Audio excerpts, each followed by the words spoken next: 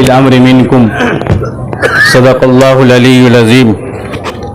حضرات علماء کرام، دانشوران قوم و ملت اور اسٹیج پہ تشریف فرما رونق افروز ہمارے علماء اور شعراء کرام، ابھی آپ بہت ہی محظوظ ہو رہے تھے اور نظم اور نعت اور نظم کے ذریعہ آپ کے دلوں کو گرمایا جا رہا تھا۔ طبیعت چاہ رہی تھی کہ یہ سلسلہ اور دراز ہو جاتا، جب ذہن ترنم تپتا ہے احساس کے شعلوں میں پیہم، تب جا کے کہیں اے اہل سخن ایک شعر غزل کا ہوتا ہے۔ اور علامہ اقبال نے کہا تھا، میرے ٹوٹے ہوئے دل کے یہ درد انگیز نالے ہیں، میرے اشعار اے اقبال کیوں پیارے نہ ہوں مجھ کو، میرے ٹوٹے ہوئے دل کے یہ درد انگیز نالے ہیں۔ شاعر کی جو صدا ہوتی ہے، اس کی جو آواز ہوتی ہے، وہ دل کی دھڑکن ہوتی ہے۔ شاعر کہتے ہیں اس کو جو شعور کو بیدار کر دے، شاعر اس کو کہتے ہیں جو دبی چنگاری کو اچھال دے اور اس کے اندر ہوا بھر دے اور اس کو شعلہ جوالا بنا دے۔ شاعر وہ ہوتا ہے جو کسی چیز کی تصویر پیش کرے تو جیسے ایک مصور ایک درخت کا جو چہرہ پیش کرتا ہے، شاعر اپنے الفاظ کے ذریعہ ایسا نقشہ کھینچ دیتا ہے کہ اگر چاہوں تو نقشہ کھینچ کر الفاظ میں رکھ دوں، مگر تیرے تخیل سے فزوں تر ہے وہ نظارہ۔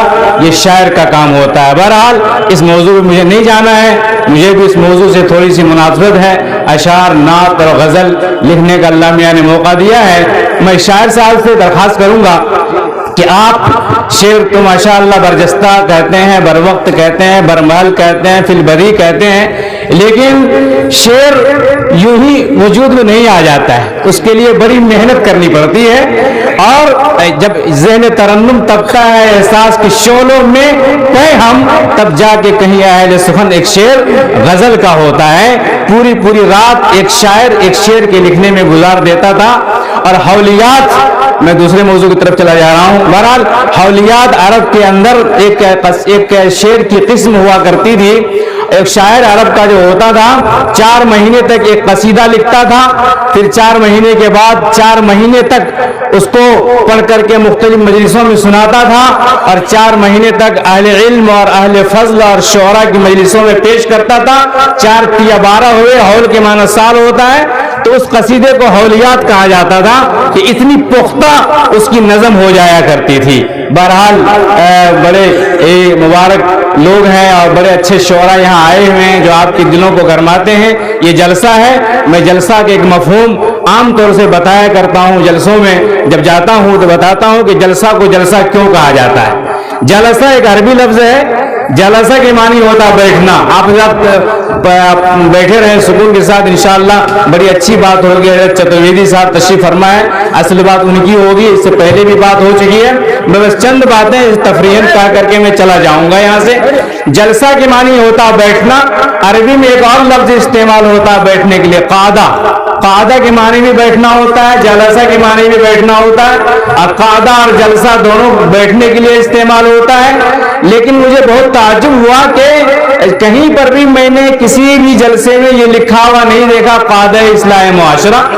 قاعدہ اصلاح معاشرہ کہیں نہیں لکھا رہا ہوتا ہے، قاعدہ اصلاح عوام الناس نہیں لکھا رہتا، ہر جگہ جلسہ ہی لکھا رہتا۔ میں نے بہت غور کیا جب میں حدیث پڑھا رہا تھا، باب و اثبات عذاب القبر کا مطالعہ کر رہا تھا، مرقات المفاتیح میرے زیر مطالعہ، بہت ہی ملا علی قاری رحمۃ اللہ علیہ کی بہت ہی مشہور ترین کتاب ہے، وہ میرے زیر مطالعہ تھی۔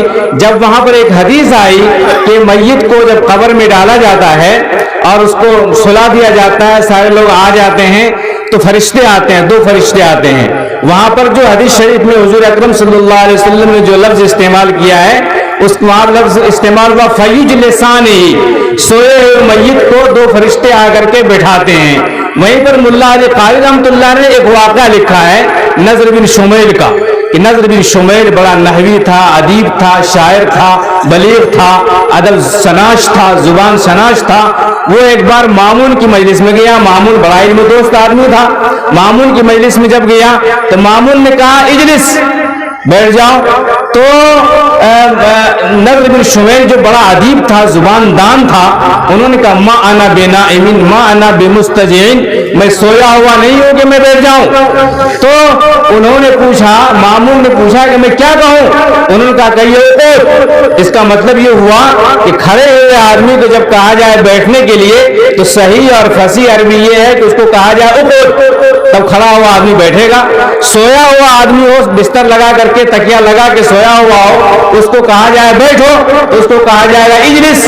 یہ عام بات، الگ بات ہے کہ دونوں لفظ دونوں کے لیے آج استعمال ہو رہے ہیں، ہونے لگے ہیں، استعمال کرتے ہیں۔ اسی لیے نور العزا سے لے کر کے ہدایہ اور شرح وقایہ سے لے کر کے اوپر کی جتنی کتابیں ہیں، ہم نے فقہ کی کتاب میں کتاب الصلاۃ کے اندر جو ہم نے پڑھا ہے، فقہاء نے جو لکھا ہے، جو نماز پڑھ کے 2 رکعت پڑھ کے بیٹھتا ہے آدمی تو اس کو قعدہ کہا جاتا ہے، جلسہ نہیں کہا جاتا ہے۔ فقہ کی کتابوں میں بھی رعایت کی گئی ہے۔ تو تمام فقہاء نے بیٹھنے کو قعدہ لکھا ہے، جلسہ کسی نے نہیں لکھا۔ قعدہ اولا، قعدہ اخیرہ، اس سے بھی یہ مفہوم نکلتا ہے کہ کھڑا ہوا آدمی جب بیٹھ جائے تو وہ قعدہ ہوتا ہے، سویا ہوا آدمی جب بیٹھ جائے تو جلسہ ہوتا ہے۔ اسی سے میں نے استنباط کیا، میں نے کسی کتاب میں پڑھا نہیں، میں نے خود اپنے مطالعے کی روشنی میں یہ بات میں نے عرض کی کہ جلسہ کو جلسہ اسی لیے کہتے ہیں کہ جب پہلی دفعہ جلسہ کیا ہوگا کسی نے تو بڑے علماء ادبا کو بلایا ہوگا کہ کیا نام رکھا جائے اس کا، تو وہاں پر دونوں لفظ آئے ہوں گے، تو چن کر کے ایک لفظ جلسہ کا انتخاب ہوا ہوگا۔ اس کا مطلب یہ ہے کہ سویا ہوا آدمی جو بیٹھ جائے تو وہ جلسہ ہوتا ہے۔ تو جلسہ کے ذریعے پیغام دیا جاتا ہے بیداری کا، اے لوگوں اب تک سو رہے تھے بیدار ہو جاؤ، جلسہ کا یہ مفہوم ہے۔ اے لوگوں اب تک سو رہے تھے جگ جاؤ، اے لوگوں اب تک نماز نہیں پڑھ رہے تھے نماز پڑھنے والے بن جاؤ۔ تقریباً یہ کہا جا رہا ہے نماز پڑھنے بن جاؤ، نماز پڑھو۔ مولانا جمیل صاحب نے کہا کہ خیر الناس من ينفع الناس، سب سے اچھا آدمی وہ ہے جو لوگوں کو نفع پہنچائے۔ اس کا یہ مطلب ہوا کہ جلسہ نے آپ کو پیغام دیا کہ آج تک آپ جب نفع نہیں پہنچا رہے تھے تو کل سے آپ نفع پہنچانے والے بن جائیں۔ کل تک آپ شراب پی رہے تھے، جلسہ نے یہ پیغام دیا ہے کہ شراب چھوڑ دو، کل سے آپ کی اور ہماری ذمہ داری بنتی ہے کہ شراب کو زبان سے دور کر دیں، شراب کے بوتل کو پٹک دیں، شراب کو پھینک دیں۔ اگر ہم سود لیتے تھے، آج جلسہ نے یہ پیغام دیا ہے کہ سود کو چھوڑ دو، تو کل سے ہمارا یہ فریضہ بنتا ہے کہ بیداری لائیں اور سود کو چھوڑ دیں۔ کل تک ہم نے جہیز لیا تھا، نوجوانوں نے جہیز لیا تھا اور سمدھی نے سمدھی سے پیسہ لیا تھا، آج آپ کو بتایا گیا کہ ناجائز اور حرام ہے، اس کو چھوڑ دینا چاہیے۔ تو کل سے یہ میسج جانا چاہیے جلسہ کے ذریعے کہ ہم اس کو چھوڑ دیں گے۔ یہ جلسہ ہم کو یہ پیغام دیتا ہے، جلسہ بیداری کا سبق دیتا ہے، جلسہ بتاتا ہے کہ اٹھ جاؤ، اب تک تم غفلت کی چادر تان کر سوئے ہوئے تھے، اب سونے کا زمانہ گیا، اب تم نے مدرسہ قائم کیا ہے، اس کو اللہ کے لیے قائم کرو۔ انما الاعمال بالنیات، اعمال کا دار و مدار نیتوں پر ہے۔ میں نے پڑھا تھا انما الاعمال بالنیات، اعمال کا دار و مدار نیتوں پر ہے۔ کوئی بھی کام صحیح نیت کے بغیر اللہ کے یہاں مقبول نہیں ہو سکتا ہے۔ مدرسہ کا قیام ہو، یہاں بیٹھنا ہو، یہاں تقریر کرنا ہو، تقریر کرنے والے کی اگر نیت درست نہیں، تقریر سننے والے کی نیت درست نہیں، مدرسہ قائم کرنے والے کی اگر نیت درست نہیں، تو حضور اکرم صلی اللہ علیہ وسلم نے فرمایا ہے انما الاعمال بالنیات وانما لكل امرئ ما نوى فمن كانت هجرته الى الله ورسوله فهجرته الى الله ورسوله۔ حضور نے فرمایا کہ جو اللہ اس کے رسول کے لیے ہجرت کرے گا اس کی ہجرت اللہ اس کے رسول کے لیے ہوگی۔ جس کا کام مدرسہ قائم کرنا اللہ کے لیے ہوگا اس کا قائم کرنا اللہ کے لیے ہوگا، تقریر کرنا اللہ کے لیے ہوگا تو اللہ کے لیے ہوگا۔ لیکن آگے حضور نے فرمایا ومن كانت هجرته الى دنيا يصيبها او امرأة يتزوجها فهجرته الى ما هاجر الیہ۔ نام نہیں لیا، فہجرته الى اللہ ورسولہ نہیں کہا کہ وہ جانے اس کی ہجرت جانے، وہ جانے اس کا کام جانے، نماز پڑھتا ہے اخلاص نہیں، وہ جانے اس کا کام جانے۔ اس لیے اللہ نے جہاں بھی فرمایا عبادت کا حکم دیا ہے، حج کا حکم دیا گا وَلِلَّهِ عَلَى النَّاسِ حِجُّ الْبَيْتِ مَنِ اسْتَطَاعَ إِلَيْهِ سَبِيلًا۔ للہ کی قید یہ سے شروع ہو گئی، اللہ کے لیے حج ہونا چاہیے۔ نماز ہو تو کیسی ہو؟ آپ حضور صلی اللہ علیہ وسلم فرمایا ان تعبد اللہ کأنک تراہ وإن لم تکن تراہ فإنہ یراک۔ روزہ رکھو تو کیوں روزہ رہو؟ الصوم لی وأنا أجزی بہ، روزہ میرے لیے ہونا چاہیے اس لیے کہ میں بدلہ خود دیتا ہوں۔ اللہ کے لیے کام کرو گے، اللہ کے لیے ہم کام کریں گے تو اللہ کے یہاں وہ مقبول ہوگا. یہاں میں ایک واقعہ سناتا ہوں, میں اپنی بات ختم کروں گا. میں تقریر کرنے کے لیے نہیں آیا تھا, بس ماحول کو بنانے کے لیے آیا تھا. شاعر حضرات اور چترویدی حضرات تشریف لائیں گے انشاءاللہ, آپ کو گرمائیں گے خوب. ایک واقعہ میں نے پڑھا تھا کتاب کے اندر. وہ واقعہ یہ ہے کہ ایک بادشاہ تھے, ایک بادشاہ اور ان کی ایک بیٹی تھی. ان کی خواہش یہ تھی کہ میں اپنی بیٹی کا نکاح, اپنی بیٹی کی شادی ایسے لڑکا سے کروں گا جو پکا سچا نمازی ہوگا. دیکھا آپ نے, بادشاہ ہو کر کے اس نے کیا نیت کی, ایک ایسے لڑکا سے میں اپنی بیٹی کی شادی کروں گا جو نماز بہت ہی صحیح سنجیدگی کے ساتھ, صحیح طریقے سے, خوشی اور خضوع کے ساتھ نماز پڑھنے والا ہوگا. میں اپنی بیٹی کو اس کے ساتھ نکاح کر دوں گا. ایک ہی بیٹی تھی. ایک دن رات میں بادشاہ نکلا, گھومتے گھومتے, راستہ سے گھومتے گھومتے اپنے ساتھ چند پولیس کو لے لیا اور لے کے گھوم رہا تھا, راستہ پہ جا رہا تھا, سڑکوں سے گزر رہا تھا. تو ایک جگہ سے مسجد آئی, جیسے روڈ کے بغل میں مسجد ہے. رات میں مسجد بند تھی اور تالا پڑا ہوا تھا. کسی طرح سے وہ لوگ مسجد کے اندر گئے تو اسی وقت اس مسجد میں ایک چور گھسا ہوا تھا. ایک نوجوان لڑکا تھا اور وہ مسجد میں چوری کرنے کے نیت سے داخل ہوا تھا. پہلے سے گھسا ہوا تھا, کچھ چورانا ہوگا مسجد کے اندر. وہ پہلے سے مسجد میں کچھ سامان چورانے کے لیے گھسا ہوا تھا. اتنے میں بادشاہ بھی پہنچ گئے, پولیس کو لے کر کے اندر پہنچ گئے.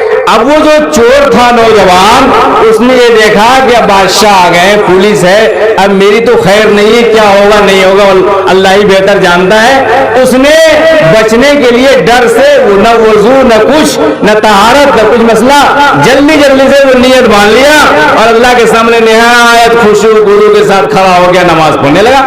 بہت لمبا قیام ہو گیا اس کا. بادشاہ اپنے بیٹھا ہوا ہے, پولیس کہہ رہا کہ بادشاہ سلامت, آپ جس لڑکے کو تلاش رہے تھے وہ لڑکا آج مل گیا آپ کو. آپ نے طے کیا تھا کہ ہم اپنی بیٹی کے نکاح ایسے لڑکا سے کریں گے جس کی نماز بڑی اچھی ہوگی. آپ دیکھ رہے ہیں کتنا اچھا نوجوان ہے کہ نماز کتنا شاندار طریقے سے پڑھ رہا, وہ کتنا لمبا قیام کر رہا. پھر رکوع میں گیا, ڈر سے رکوع کر کے لمبا کر دیا. پھر سجدہ میں گیا, ڈر سے اور سجدہ کو رب لمبا کر دیا کہ کسی طرح سے یہ بلا ٹل جائے. وہ نماز پڑھتا رہا, کسی طرح سے 2 رکعت اس نے نماز پوری کی. 2 رکعت نماز پوری کرنے کے بعد بادشاہ بیٹھ کے مشورہ کر رہا ہے اور دیکھ رہا ہے کہ کتنی اچھی نماز پڑھ رہا ہے. واقعی یہ میری بیٹی کے لائق ہے, یہ لڑکا یہ واقعی میری بیٹی کے لائق ہے. وہ نماز سے جب فارغ ہوا اس کو بلایا, سلام کیا, کہا کہ بیٹے کیا حال ہے؟ کہا ٹھیک ہے. اتنے رات میں 12 بجے رات میں تم مسجد میں نماز پڑھ رہے ہو, واقعی تم بڑے نیک اور صالح آدمی ہو. 12 بجے رات میں کوئی مسجد میں جو جائے گا وہ بڑا اچھا ہوگا نا. وہ بڑا اچھا لڑکا تھا, وہ پہنچا ہوا تھا مسجد کس نیت سے, وہ پھنس گیا. بادشاہ نے, پولیس نے ان کو ساتھ لیا, اپنے گھر پہ لے گئے, ان کے والدین کو بلایا اور کہا کہ کوئی شرط نہیں, مجھے لڑکا پسند ہے, میں اپنی بیٹی کی شادی آپ کے لڑکے سے کرنا چاہتا ہوں, کر دوں گا میں آپ کی بیٹی سے, آپ لوگ تیار ہیں؟ انہوں نے کہا کہ ارے بھائی بادشاہ کی بیٹی سے شادی ہو تو کون تیار نہیں ہوگا, ہم غریب فقیر لوگ ہیں, آپ کی بیٹی سے شادی ہو جائے گی تو اچھا ہے. شادی کر دی گئی, شادی ہو گئی. آن کی آن میں لڑکے کے نام سے فلیٹ رجسٹر ہو گیا, بڑا مکان مل گیا, اس کے نام سے گاڑی, اس کو 4 چکا دے دی گئی, بڑی گاڑی, اس زمانے میں جو گاڑی چل رہی تھی, گاڑی اور بنگلہ اور زمین الاٹ کر دیا گیا اس کے نام سے. سب کچھ اس کے نام کاغذات بنا دیے گئے, کہا کہ آج سے یہ مکان تمہارا, یہ زمین تمہاری, یہ گاڑی تمہاری, جو چاہو جو پہنو جو کھاؤ بادشاہ کے مال میں رہو, آج سے تمہارے لیے سب کچھ ہے. اس سب لڑکا تعجب کر رہا تھا کہ کیا سے کیا ہو گیا. جب رخصتی ہوئی, لڑکی گھر گئی, لڑکا کے پاس, لڑکا کے روم میں, لڑکا رونے لگا, زار و قطار رونے لگا. وہ خوب رو رہا تھا, پھوٹ پھوٹ کے رو رہا تھا. لڑکی نے پوچھا کہ کیوں رو رہے ہیں آپ, کیا میں آپ کو پسند نہیں ہوں, کیوں رو رہے ہیں آپ؟ جب رونے کی وجہ تو بتائیے, یہ رونے کا وقت نہیں ہے, یہ رخصتی ہوئی ہے, شادی ہوئی ہے ہم لوگوں کی, یہ تو خوش ہونے کا مقام ہے, آپ رو رہے ہیں اتنا زار و قطار. انہوں نے, جو لڑکا نے کہا کہ میں اس لیے رو رہا ہوں, اللہ سے ڈر رہا ہوں, یا اللہ ایک دن میں آپ کو دکھانے کے لیے ڈر سے میں نے نیت باندھ لیا, آپ کے سامنے کھڑا ہو گیا تو آپ نے اتنی نعمتوں سے مجھے نواز دیا, اے اللہ اگر میں آپ کو راضی کرنے کے لیے نماز پڑھتا تو نہ جانے آپ مجھے کیا کیا عطا کرتے. میرے بھائیو اور دوستو, اللہ کو راضی کرنے کے لیے کام جو کیا جاتا ہے اس میں بڑی برکتیں ہوتی ہیں. اللہ اس کے اندر ترقی سے نوازتا ہے, دنیا بھی بناتا ہے اور آخرت بھی بناتا ہے. اس لیے میرے بھائیو اور دوستو, جو کام بھی کریں اللہ کی رضا کے لیے کریں, اللہ کو راضی کرنے کے لیے کریں. دنیا فانی ہے, دنیا ختم ہونے والی ہے اور دنیا مٹ جانے والی ہے. باقی رہنے والی ذات اللہ کی ہے. صحت فانی, جوانی فانی, عمر فانی, دولت فانی, مکان فانی, جائیداد فانی, بینک بیلنس فانی, بیوی فانی, عورتوں کا عشق فانی, سب کچھ فانی. باقی رہنے والی ذات صرف اللہ کی ہے اور اللہ باقی رہے گی. اللہ کی ذات باقی رہے گی اور اللہ سے جو جڑ جائے گا وہ باقی رہے گا. اس لیے میرے بھائیو اور دوستو, جب آپ نماز پڑھیں تو اللہ کے لیے پڑھیں اور نفس کی کجی کو دور کریں, نفس کو ٹھیک کریں, اپنے آپ کو ٹھیک کریں, اپنے آپ کو سدھاریں, دل کو ٹھیک کریں. اس لیے کہ جو اپنے نفس کو کنٹرول کر لے گا وہ اللہ کا ولی اور بزرگ بن جائے گا. جو نفس کو کنٹرول کر لے گا وہ اللہ والا بن جائے گا. مکتب میں ہم نے پڑھا تھا, مکتب کے اندر شعر اردو زبان کے اندر کہ وہ شاعر کہتا ہے کہ نہ مارا آپ کو جو خاک ہو اکسیر کہلاتا, اگر پارے کو اے اکسیر گر مارا تو کیا مارا, بڑے موزی کو مارا, نفس امارہ کو گر مارا, نہنگ و ازدہا اور شیر نر مارا تو کیا مارا. نہ مارا آپ کو جو خاک ہو اکسیر کہلاتا, اگر پارے کو اے اکسیر گر مارا تو کیا مارا. گیا شیطان مارا ایک سجدے کے نہ کرنے میں, اگر لاکھوں برس سجدے میں سر مارا تو کیا مارا. اے لوگوں, اے مسلمانوں, اگر آپ نے سانپ اور اژدہا کو مار دیا, اے مسلمانوں آپ نے اگر شیر اور چیتا کو مار دیا, اے مسلمانوں آپ نے لوہے کو صاف کر کے میک بنا دیا.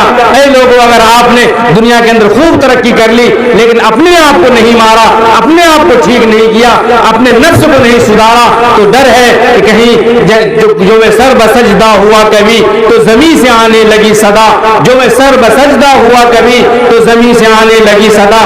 تیرا دل تو ہے صنم آشنا, تجھے کیا ملے گا نماز میں, کہیں ایسا نہ ہو کہ یہ صدا آ جائے. اس لیے میرے بھائیو اور دوستو, دل کو صاف کریں. ایک مثال میں دیا کرتا ہوں, امام غزالی نے مثال دی ہے, وہی مثال میں آپ کو دیتا ہوں. اگر کوئی گلاس میں پانی ہو, اس میں آپ دودھ ڈالنا چاہیں تو دودھ کو ڈالنے کے لیے پانی کو نکالنا پڑے گا, تب دودھ جائے گا. ہم جماعت میں جاتے ہیں, جماعت میں لا الہ پڑھتے ہیں, لا الہ الا اللہ, لا الہ الا اللہ بھی سکھاتا ہے کہ لا الہ خالی کرو, الا اللہ اور اللہ کو بھرو. لا الہ کا مطلب ہے خالی کرنا. گلاس میں اگر آپ نے پانی ڈالا ہے, دودھ ڈالنے کے لیے گلاس کے پانی کو پھینکنا پڑے گا, تب الا اللہ مؤثر ہوگا, مفید ہوگا اور فائدہ مند ہوگا. اسی طریقے سے لا الہ کے بعد لا الہ پڑھتے ہوئے اگر آپ نے اپنے دل کو خالی نہیں کیا تکبر سے, خالی نہیں کیا اپنے شرک سے, دل کو خالی نہیں کیا بدعت سے, دل کو خالی نہیں کیا حسد سے, دل کو خالی نہیں کیا کینہ سے, دل کو خالی نہیں کیا غیبت سے اور جلن سے اور کڑن سے اور کینہ سے, اگر دل کو خالی نہیں کیا ہے تو اس دل کے اندر اللہ کی محبت نہیں اترے گی. اس لیے کہ دل پہلے سے بھرا ہوا ہے, دل کو خالی کرنا پڑے گا. لا الہ یہ تعلیم دے رہا ہے, اے مسلمانوں دل کو خالی کرو, دل کو پاک کرو, دل کو صاف کرو, تب جا کر کے اللہ اترے گا, اللہ آئے گا. دل میں حسد ہوگا, دل میں کینہ ہوگا, دل میں بغض ہوگا, دل میں عداوت ہوگی, تو اس دل میں کوئی چیز جمع نہیں ہو سکتی ہے. اس چیز وہ دل جنگ آلود ہے, اس دل کو صاف کرنے کی ضرورت ہے, دل کو پاک کرنے کی ضرورت ہے. اور ورنہ دل و نگاہ مسلمان نہیں تو کچھ بھی نہیں. زبان سے کہہ بھی دیا لا الہ تو کیا حاصل, دل و نگاہ مسلمان نہیں تو کچھ بھی نہیں. دل کو اور نگاہ کو مسلمان کرنے کی ضرورت ہے. زبان سے لا الہ کرنے سے آج ہم خوب پڑھتے ہیں لا الہ الا اللہ, خوب پڑھتے ہیں سبحان اللہ الحمدللہ, خوب تلاوت کرتے ہیں, خوب ذکر کرتے ہیں, خوب نمازیں پڑھتے ہیں, لیکن نماز میں لذت نہیں, روزہ میں لذت نہیں, ذکر میں لذت نہیں, تلاوت میں لذت نہیں اور عبادت میں لذت نہیں. جب لذت ہی نہیں ہے, کیوں لذت نہیں ہے؟ کہ دل مسلمان نہیں, نگاہ مسلمان نہیں. دل اور نگاہ کو مسلمان کرنے کی ضرورت ہے, اس کو پاک اور صاف کرنے کی ضرورت ہے, اس کو گندگیوں کو باہر کرنے کی ضرورت ہے. دل کو پاک کیجیے. ایک چھوٹی سی حدیث سنا کر کے میں اپنی بات ختم کرتا ہوں. حضرت انس رضی اللہ تعالیٰ عنہ ایک حدیث کے راوی ہیں, وہ فرماتے ہیں, حضرت انس کے بارے میں معلوم آپ کو میں بتا دوں, بیک گراؤنڈ بتا دیتا ہوں تھوڑا سا. حضرت انس رضی اللہ تعالیٰ عنہ وہ صحابی ہیں جس کو چھوٹے میں ان کی ماں نے حضور کی خدمت میں بھیج دیا تھا اور 10 سال حضور کی خدمت کی تھی. ان کی ماں نے کہا یا رسول اللہ یہ چھوٹا سا ننھا خادم میں آپ کو دیتا ہوں, آپ ان کے لیے دعا کر دیجئے. یا اللہ ان کے لیے, یا رسول اللہ ان کے لیے دعا کر دیجئے. حضور نے فرمایا اللہ مبارک لہو فی, उम्रिही, अल्लाहुम्मा बारिक लहू फी मालिही, अल्लाहुम्मा बारिक लहू फी औलादिही, अल्लाहुम्मा मग़फ़िर लहू। 4 दुआ हुज़ूर सल्लल्लाहु अलैहि वसल्लम ने हज़रत अनस रज़ियल्लाहु अन्हु के लिए की। तो हज़रत अनस रज़ियल्लाहु अन्हु फरमाते हैं कि हुज़ूर अकरम सल्लल्लाहु अलैहि वसल्लम ने जो दुआ फरमाई, इस दुआ की बरकत ये ज़ाहिर हुई कि मेरी उम्र में इतनी बरकत हुई, इतनी बरकत हुई, मेरी उम्र इतनी हो गई, इतनी उम्र हो गई, हत्ता सईन तो अनिल हयात, यहाँ तक कि मैं जीते जीते थक गया। इतनी लंबी मेरी उम्र हुई हुजूर की दुआ की बरकत से, मेरी उम्र खूब लंबी हो गई। हुजूर ने कहा था इनके औलाद में बरकत अता फरमा, उन्होंने फरमाया औलाद में अल्लाह ने मुझे इतनी दी है कि मैं दफन तो मिन औलादी मिअतैन इल्ला इस्नैन, मिअतैन इल्ला इस्नैन, मैंने अपनी औलाद में से 100 में से सिर्फ 2 कम रह गए हैं, 98 लोगों को मैंने अपने हाथ से दफन किया। मेरे पोता मेरे सामने बूढ़े हो गए, मेरा बेटा बूढ़ा हो गया, मैंने अपने हाथ से दफन किया। और हुजूर ने दुआ की थी कि इनके माल में बरकत अता फरमा। तो लोगों का खजूर साल में 1 बार फलता था और मेरा खजूर साल में 2 बार फलता था। और तीसरी चौथी दुआ की थी, या रसूल अल्लाह इनको बख्श देना, उम्मीद है कि मरने के बाद अल्लाह ताला मुझे माफ फरमा देगा। ये 4 दुआ हुजूर सल्लल्लाहु अलैहि वसल्लम ने की थी। वही हज़रत अनस रज़ियल्लाहु अन्हु इस हदीस के रावी हैं। वो फरमाते हैं हुजूर सल्लल्लाहु अलैहि वसल्लम ने फरमाया, अनस को बुलाया, अनस को बुलाया, अनस यहाँ आओ, या बुनैया, ऐ मेरे प्यारे बेटे सुनो एक बात कहता हूँ, वही नसीहत करके मैं खत्म करूंगा अपनी बात को। या बुनैया, ऐ मेरे प्यारे बेटे, ऐ मेरे अजीज। बुनैया क्या तर्जुमा हुआ अरबी में? या बुनैया तो प्यार भरा लफ्ज जितना अच्छा इस्तेमाल कर सकें आप। या बुनैया, ऐ मेरे अजीज, ऐ मेरे प्यारे, ऐ मेरे बेटे, या बुनैया मेरे करीब आओ। इन कदरत अन तुस्बिह व तुमसी, अगर तुम इस बात पर कादिर हो कि तुम सुबह करो और शाम करो, इस हाल में लैसा फी क़ल्बिका ग़िश्शुन लिअहदिन, कि तुम्हारे दिल में किसी का कीना ना हो, तो ऐसा करो, ऐसा करो। कीना ना हो, कीना को दूर कर सकते हो तो दूर करो, इसलिए ज़ालिका मिन सुन्नती, ये मेरी सुन्नत है, मेरा तरीका है। और वमन अहब्ब सुन्नती, जो मेरी सुन्नत से मोहब्बत करेगा, कान माई फिल जन्नह, वो मेरे साथ जन्नत में जाएगा। जन्नत में जाने का नुस्खा, नमाज पढ़ने वाला, हज करने वाला, रोजा रखने वाला सब जन्नत में जाएगा, लेकिन हुजूर की मैयत नहीं होगी जो रोजा हज नमाज के साथ जो दिल को, कीना को, कपट को, हसद को पाक कर लेगा, साफ कर लेगा, वो हुजूर अकरम सल्लल्लाहु अलैहि वसल्लम के साथ जन्नत में जाएगा। कितना सस्ता सौदा है, कितना सस्ता सौदा है। दिल को पाक कीजिए, साफ कीजिए। ये दिल इसलिए नहीं है, दिल सोना के बर्तन से ज्यादा कीमती है। वो आदमी, जो आदमी सोने के बर्तन में पेशाब लेकर के चला जाए बाजार और नुमाइश करे कि देखो सोने के बर्तन में मैं पेशाब लेके, पाखाना लेके घूम रहा हूं, तो लोग कहेंगे ये पागल है, दीवाना है। वैसे ही सोने से ज्यादा कीमती इंसान का दिल है। अगर उस दिल में अदावत है, नफरत है, किसी के खिलाफ साजिश है, अदावत है, कीना है, वो आदमी ऐसे ही पागल और मजनू है जो आदमी सोने के बर्तन में पेशाब और पाखाना को लेके घूम रहा हो। मेरे भाइयों दोस्तों, दिल को पाक कीजिए। हुजूर ने फरमाया जो दिल को पाक कर लेगा, जो दिल को साफ कर लेगा, वो मेरे साथ जन्नत में जाएगा। मैं भी अपने दिल को पाक करता हूँ अल्हम्दुलिल्लाह। तहदीस नेमत के तौर पर ये बात मैं आपको बड़ी मजलिस में कहता हूँ। अब मैंने दसियों और दर्जनों मजलिस में ये बात कही है अल्हम्दुलिल्लाह। मेरे दिल के अंदर किसी का कीना नहीं है, कीना से पाक है, मेरा सीना पाक है, किसी की अदावत नहीं है, किसी की दुश्मनी नहीं है, कोई नफरत नहीं है। मैं अपने दिलों को पाक करता हूँ और उम्मीद करता हूँ कि इंशाअल्लाह आप भी ये आज़्म लेकर के उठेंगे कि आज के बाद से मेरा सीना पाक होगा, मेरा दिल पाक होगा, मेरा कीना पाक, मेरा सीना पाक होगा। इंसान को इंसान से कीना नहीं अच्छा, जिस सीने में कीना हो वो सीना नहीं अच्छा। मेरे भाइयों और दोस्तों, इंसान अपने दिल में कीना को रखे, ये उस सीना के लिए मुनासिब नहीं है। सीना को पाक कीजिए तब हम मोमिन हो सकते हैं, सीना को धोलिए तब हम मोमिन हो सकते हैं। सीना को नजासतों, गलासतों, गंदगियों से पाक कर लीजिए, इंशाअल्लाह हम अल्लाह के महबूब बन जाएंगे। अल्लाह ताला हम सबों को कहने सुनने से ज्यादा अमल की तौफीक अता फरमाए। अमल से जिंदगी बनती है, जन्नत भी जहन्नम भी। ये खाकी अपनी फितरत में न नूरी है न नारी है। और अल्लाह ताला हम सबको दीन पर कायम दायम रखे। जो तकरीरें की जा रही हैं, अल्लाह ताला उन बातों पर अमल करने की तौफीक अता फरमाए।